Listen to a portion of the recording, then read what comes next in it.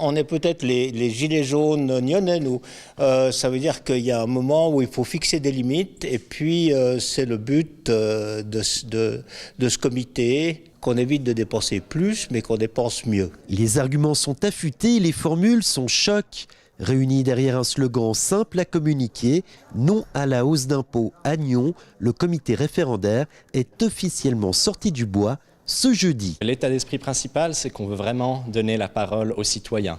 On augmente les impôts des Nyonnais, c'est ce qu'a décidé le conseil communal. Nous sommes d'avis que pour une décision aussi importante qui va impacter les budgets de tout un chacun, il faut que les citoyens puissent se prononcer. Un comité emmené par 3 coprésidents, chefs des groupes PLR, Verts libéraux et UDC au conseil communal, mais également par plusieurs membres de la société civile. Nous avons autant des membres issus des rangs politiques que des citoyens qui composent ce comité, donc à peu près une vingtaine de personnes, et on va se mettre au travail activement pendant la période des marchés de Noël, entre autres, pour récolter un maximum de signatures, pour aboutir au délai le 15 janvier avec on espère une bonne marge de signatures de réserve, on va dire. On tape sur 2500, 3000 signatures. La récolte se fera donc dans la rue, essentiellement au marché de Noël où le comité référendaire espère faire le plein de paraphes.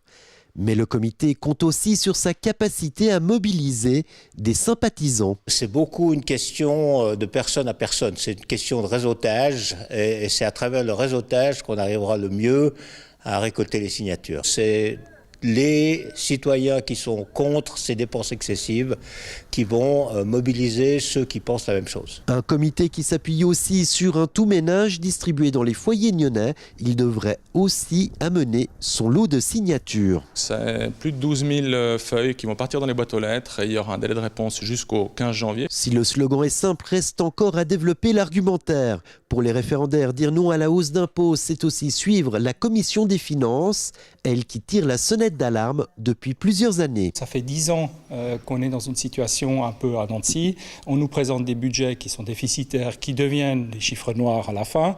Donc on a un peu l'impression que tout ça, c'est une succession d'éléments qui se sont mis bout à bout. Mais clairement, ça fait 3 ans qu'on sait cette date butoir arriver et qu'on sait qu'on devait prendre des mesures. Après, pourquoi ça n'a pas été fait ?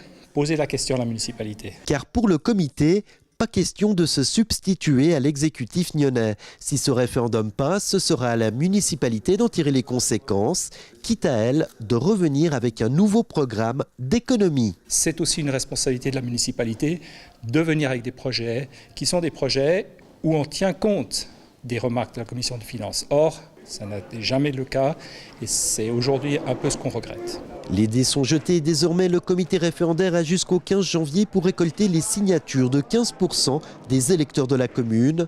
Un pari qui, sur le papier, pourrait sembler presque gagné.